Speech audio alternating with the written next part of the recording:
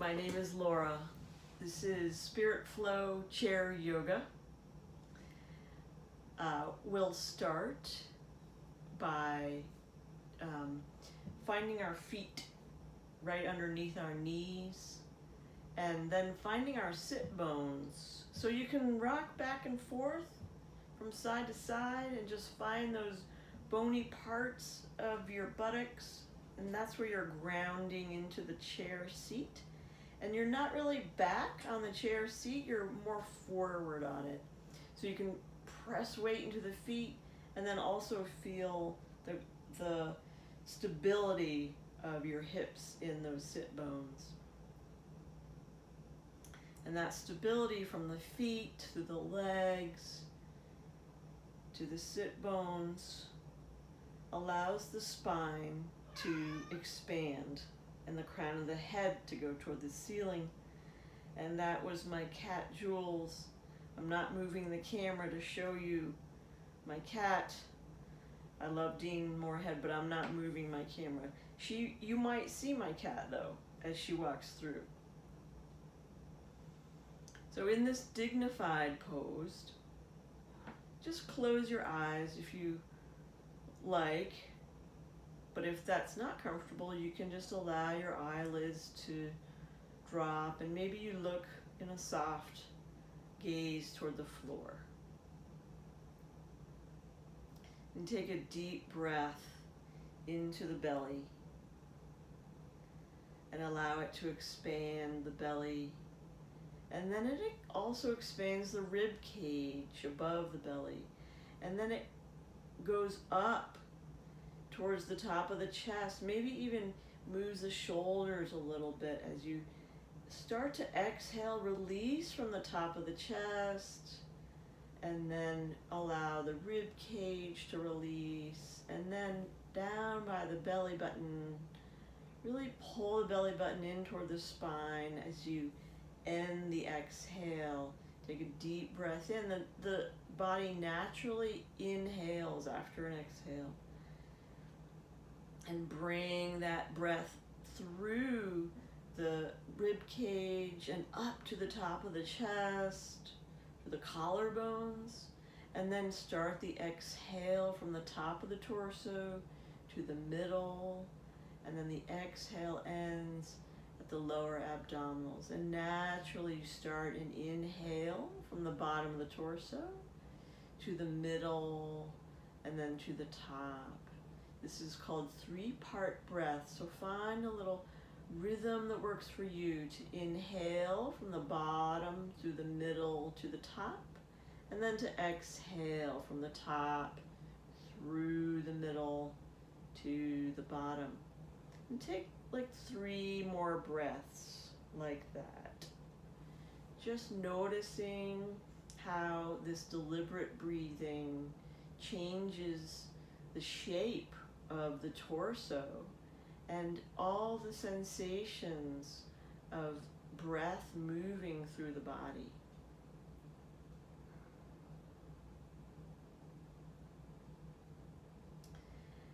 And at the exhale of that last breath, just allow the breathing to go back to what it normally does. The breath is always moving internally.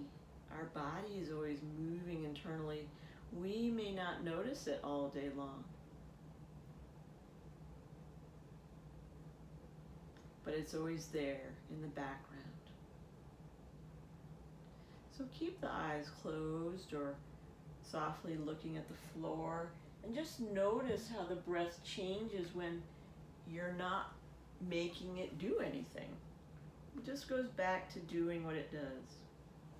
And I'm going to read a couple of sentences from Desmond Tutu, Reverend Archbishop Desmond Tutu.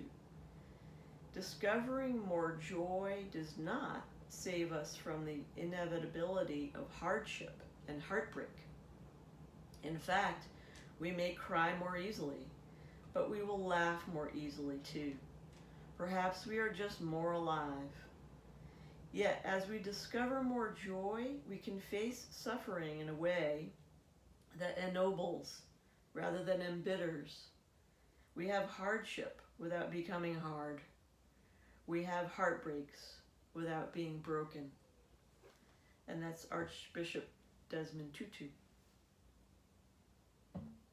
So now just gently open the eyes or raise the gaze up to neutral. And then take the chin to the right shoulder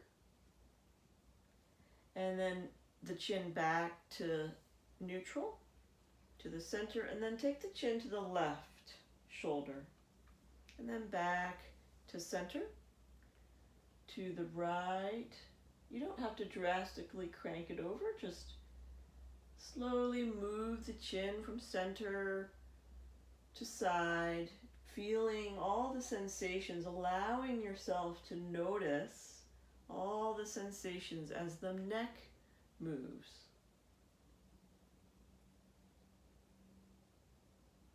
And do this 2 more times on each side, just opening up the neck, and maybe you even feel the shoulders and sensations in the shoulders. So I will allow you to do that and watch you do it. And when your chin comes back to neutral, take the right arm straight out from the shoulder. And then with the left hand, draw that forearm across the midline, opening up the back of the right shoulder.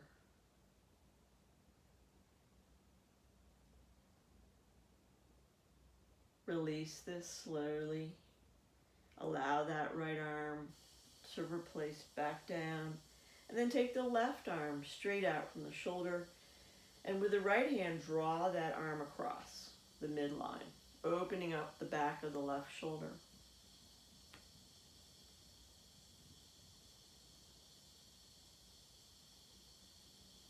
Where do you feel sensation here?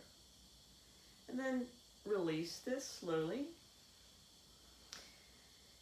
Take the hands and the fingertips especially to the tops of the shoulders and bring the elbows together in front of the torso. And then elbows away. And then feel your chicken wings. Feel your shoulder blades. Pull the shoulder blades together. There's Jules. And then elbows together and center. And then elbows apart and back.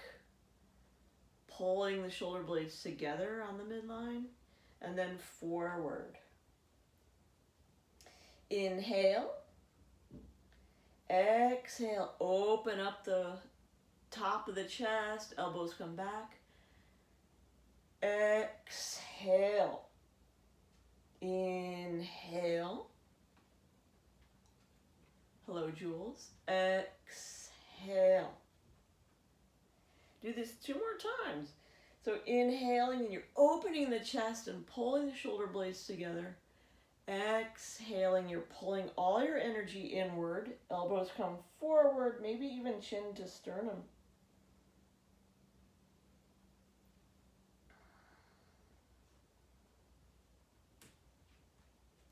And then release those arms. Maybe you shake them out.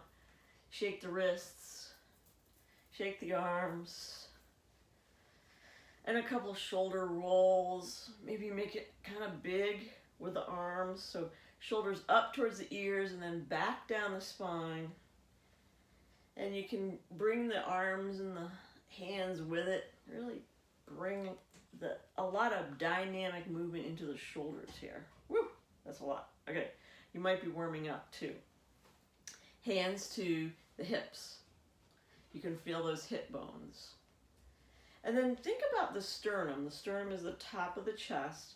And make that almost like primary in your mind's eye, so that you can come forward with the sternum with a flat back. Now this is really going to engage the core here, your belly button. You can feel that there.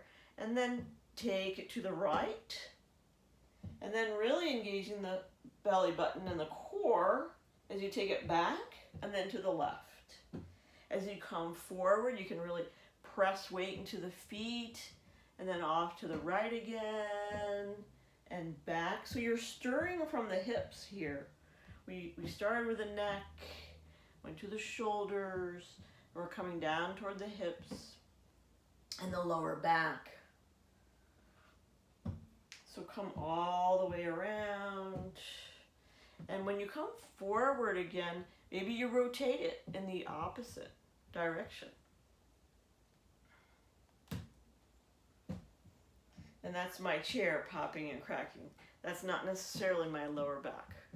But you might have some popping and cracking in your lower back, or in your spine, or in your hips. And that's okay. As long as it's not like an electric kind of sharp pain, popping and cracking is good. So take this around like 2 more times. I'm going to let you do that, and I'll watch you from here as you stir from the hips.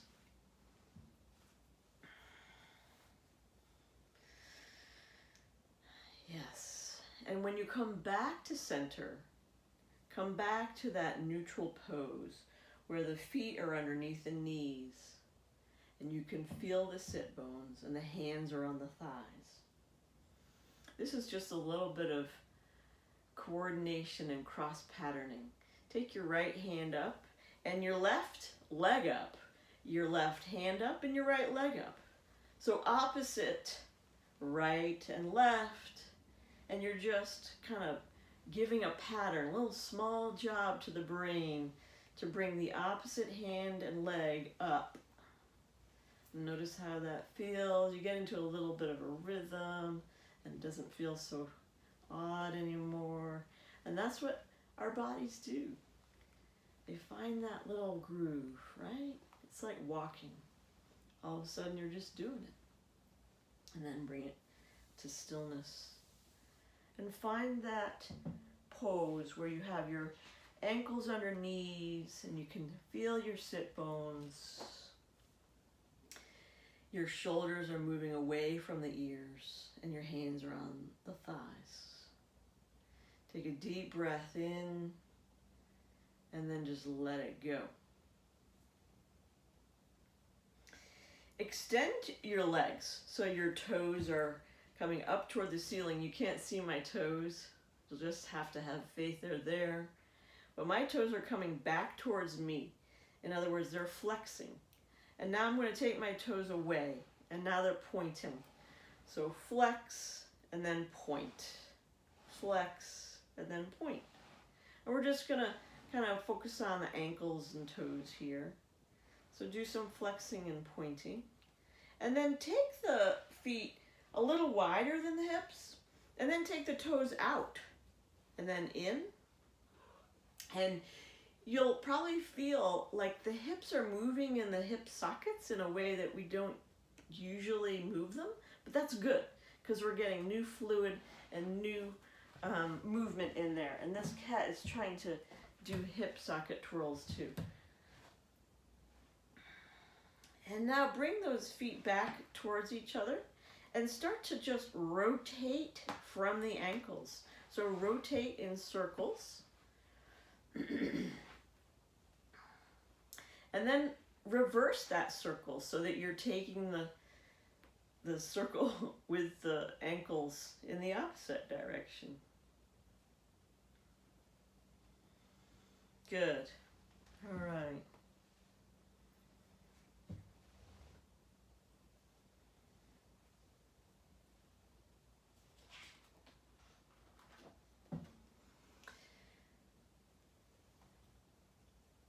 Allow the hands and the palms especially to just kind of rest around your waist.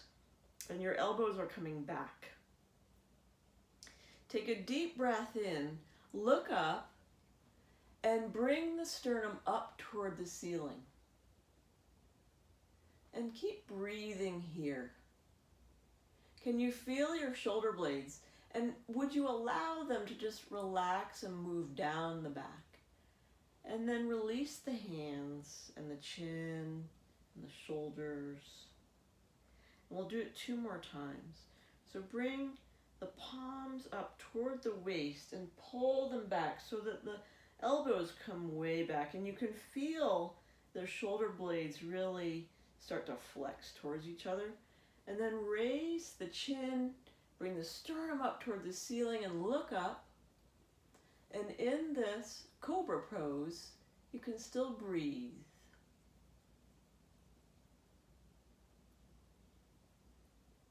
Release. Maybe you take your hands to your knees and you separate those shoulder blades on the back. Bring the chin toward the sternum. And then come back to neutral. One more cobra. Bring the hands so the palms are facing forward and they're coming toward your waist. Elbows way back. Look up toward the ceiling and allow those shoulders to drop away from the ears. See if you can relax them a little bit. Big opening in the top of the chest, the throat, and then release it back to neutral.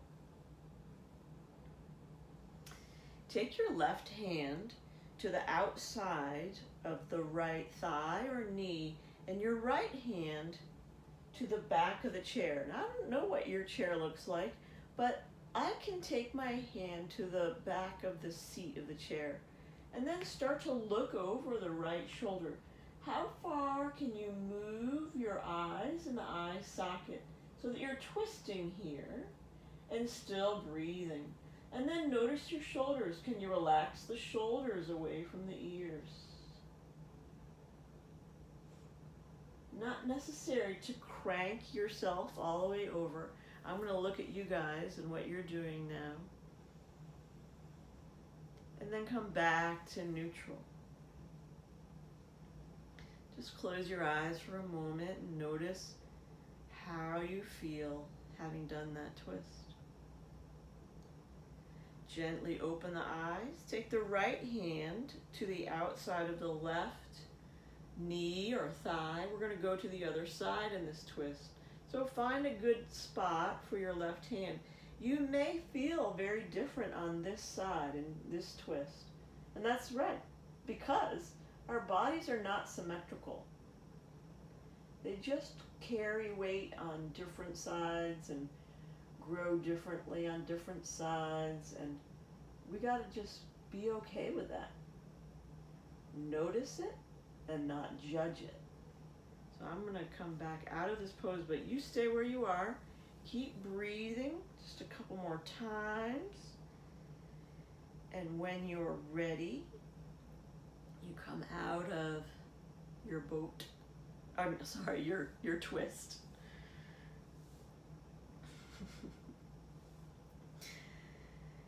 Now your hands grab the bottom of the chair and lean back a little bit. Not so the back touches the seat of the chair or the back of the chair, but so that you can start to feel your weight move back and just bring your toes to the floor. So your heels are no longer on the floor, just your toes. And you bring your knees together and maybe you raise one foot up and then you allow it to come down. You can't really see mine very well, but see if you can raise one foot up and then release it. One foot up and then you release it. This is boat pose. And you're just allowing the toes to touch the floor one at a time, well, 1 foot at a time, but you raise the other foot up in this leaning back pose, right? Lots of energy in the core.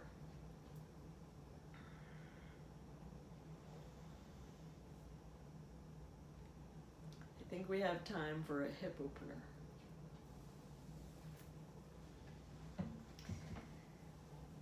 Bring your right foot to the top of your left knee. And this is how some people sit.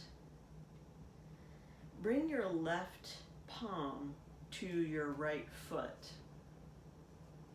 And then look down to your left foot. See that it's directly under your left knee. And press weight into the ground.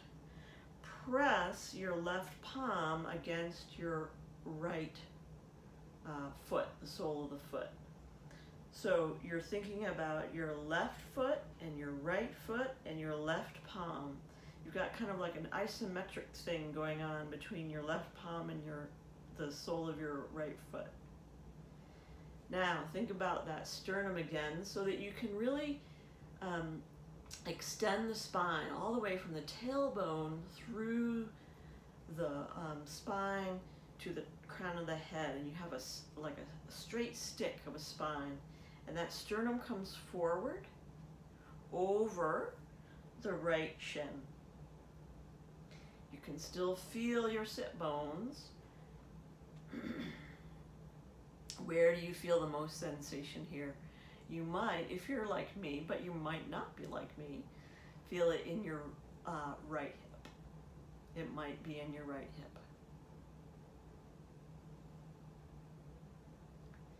Now, where you feel the most sensation, just notice that. And then imagine you can relax that spot. Imagine you can just let it melt and release it. So you're still pressing the sole of the foot against the hand. You're still pressing your left foot into the mat, into the floor. But you're relaxing and melting away that spot where you feel the most sensation. Release the pressure.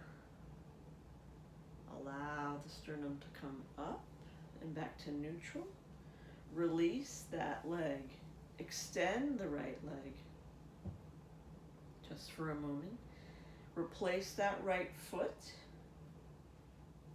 so that now the right ankle is under the right knee, the left ankle is under the left knee, and just from side to side, it's like windshield wipers in a car. You're just moving the knees from side to side.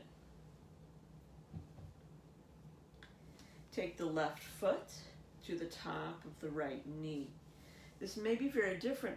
My left hip is definitely more tight than my right hip, and it's been like that for years, and it probably will remain that way. I just notice it and I go with it. Take my right hand, I'm pressing into my left foot, and then I'm pressing my right foot into the mat, into the floor. The sternum comes forward. I'm thinking it brings the sternum forward, keeping that kind of isometric pressure in the hand and the sole of the foot. And then noticing where the most sensation is, and then allowing that to relax.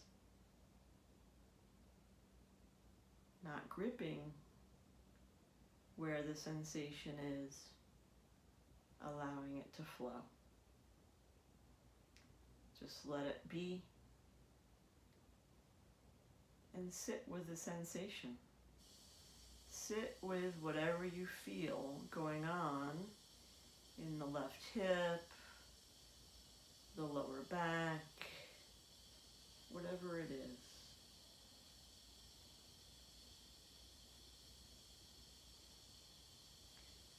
Release the pressure on the sole of the foot. Replace that left foot and extend the left leg.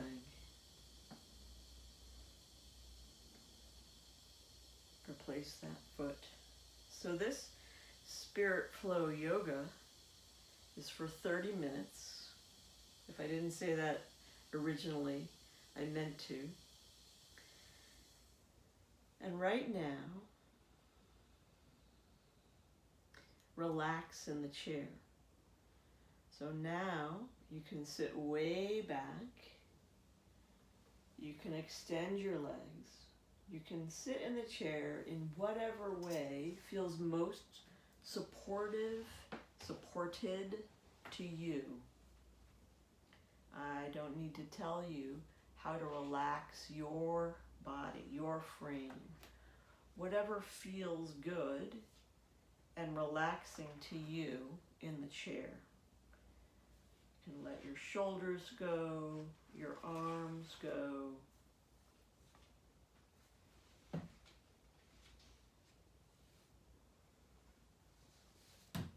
And close the eyes. As long as you feel comfortable doing that. If you don't, that's okay. Just allow the eyelids to drop. Let the body open and settle into the chair. The upper and lower rows of teeth part slightly. Yogic sleep. We're just going to have a little bit of relaxation in the chair. We're not going to do anything. There's nothing to do right now. Listen to my voice and just be effortless. Nothing to think about, no specific way to breathe, nothing to solve. Just relax and be aware. Feel the places on the floor where your feet are touching the floor, your heels, the soles of the feet. Bring attention to the soles of the feet, the ankles, the calves, thighs, buttocks, shoulders. Feel where the hands are. They're touching the thighs or hanging. Feel the support of the chair, your back. Allow the whole body to relax into the chair.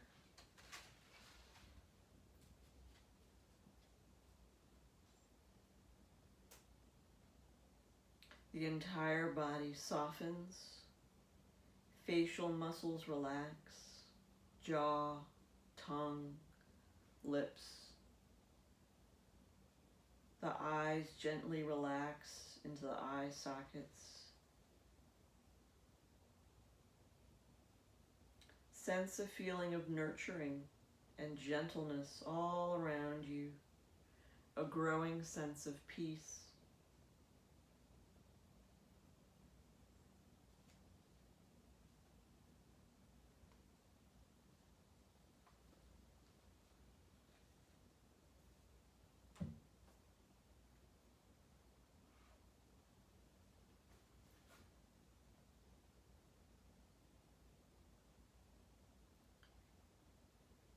I'm just going to read you a couple of sentences from Howard Thurman. And this is one of the very interesting characteristics of the dynamics of joy. It does not mean that a person has not had a heart that is broken. It does not mean that a person has not suffered. A person may not be suffering. But it does mean that he has been able to discover that joy and sorrow, or joy and pain, are two sides of a single coin.